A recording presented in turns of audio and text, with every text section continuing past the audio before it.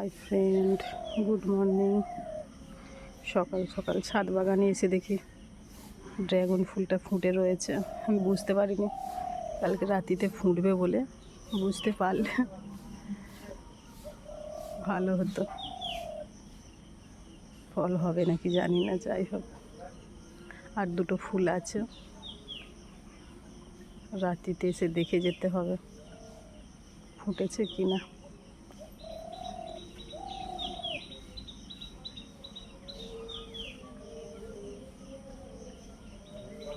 ফুটবে কি না বোঝা যাচ্ছে না, তবুও কি করে ফুটে গেল কে জানে।